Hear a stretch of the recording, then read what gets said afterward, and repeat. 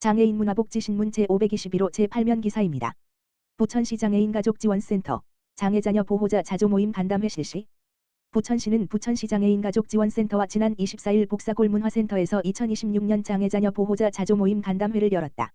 장애자녀 보호자 자조모임 간담회는 장애자녀를 양육하는 보호자들이 서로의 고충을 나누고 공감하며 필요한 정보를 교류하는 등 정서적 지지체계와 사회적 관계망 형성을 위해 마련됐다.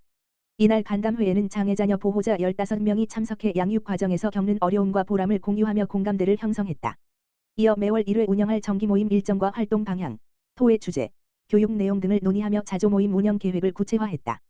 간담회에 참석한 한 보호자는 아이를 키우며 막막함과 어려움을 느낄 때가 많았는데 같은 고민을 가진 분들과의 대화만으로도 큰 위로가 됐다며 자조모임을 통해 서로 힘이 되고 아이와 가족의 행복을 함께 만들어 가길 기대한다고 소감을 전했다. 엄미영 부천시 장애인복지과장은 장애가족이 건강하게 생활하기 위해서는 보호자의 마음 건강과 사회적 지지가 무엇보다 중요하다며 자조모임이 보호자들에게 든든한 버팀목이 될 수 있도록 지속적으로 지원하겠다고 말했다. 부천시는 앞으로도 장애인 가족을 위한 상담, 교육, 휴식 지원 등 맞춤형 프로그램을 운영해 가족의 복지 증진에 힘쓸 계획이다. 장애인 직업재활시설 열도 곳 현장 방문 장애인 근로자 참여 현황 점검.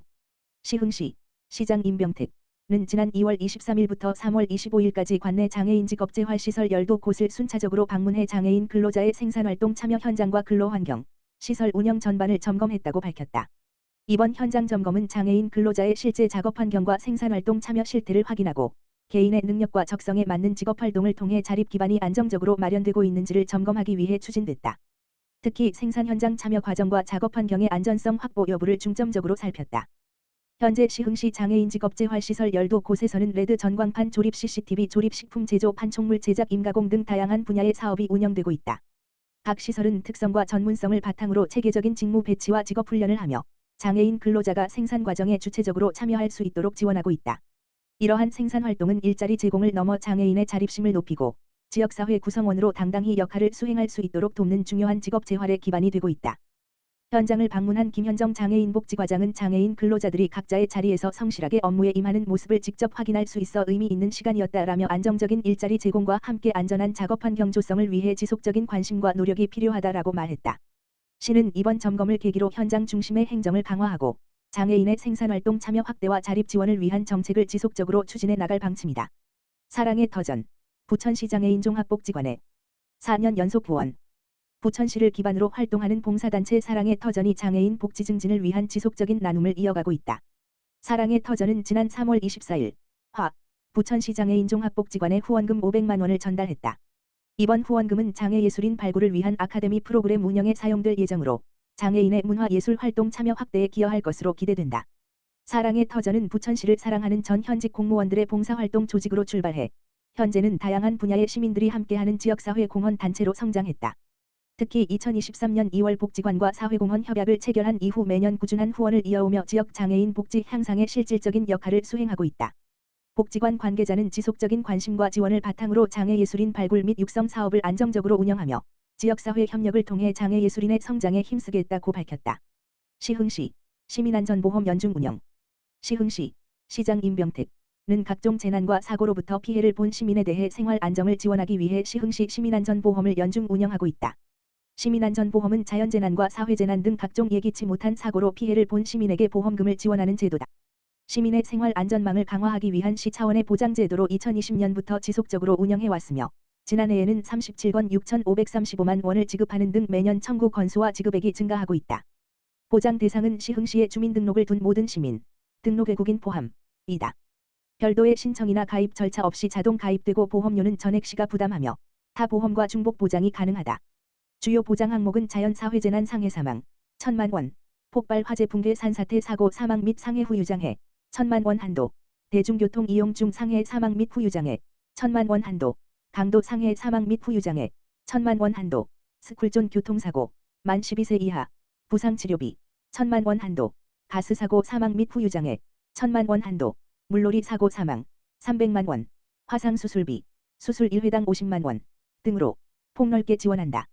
보험금은 사고 발생일로부터 3년 이내 청구가 가능하며 청구는 농협손해보험 1644-9666으로 문의 후 안내에 따라 관련 증빙서류를 제출하면 된다. 박영덕 안전교통국장은 시민안전보험은 예상치 못한 재난과 사고로 어려움을 겪는 시민에게 실질적인 도움이 되는 제도라며 시민들이 제도를 알지 못해 혜택을 받지 못하는 일이 없도록 적극적인 홍보를 이어가겠다라고 말했다. 부천시 장기요양기관 대상 현장 중심 감염병 예방 교육 운영. 부천시는 지난 27일 부천시 보건소에서 관내 요양원과 주야간보호센터 종사자를 대상으로 감염병 예방 역량 강화를 위한 교육을 진행했다. 이번 교육에는 시설장과 종사자 49여 명이 참석했으며 감염 취약시설인 장기요양기관의 특성을 반영해 현장에서 즉시 적용 가능한 실습 중심 프로그램으로 운영됐다. 교육에서는 감염병 발생 시 초기 대응 절차와 의심 환자 발생 시 격리 및 관리 방법, 시설 내 감염 예방을 위한 환경 소독 방법 등을 중심으로 실무 교육이 진행됐다.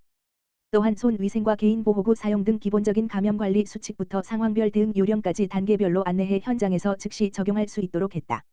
특히 고령 입소자가 많은 시설 특성을 고려해 초기 대응 역량 강화에 중점을 두고 감염병 전파 양상에 따른 대응 방법과 시설 내 환경관리, 종사자 건강관리 방안 등을 교육했다. 또한 개인보호구 착탈의 실습과 뷰박스를 활용한 손 위생 점검을 병행해 감염관리 실천 수준을 점검했다.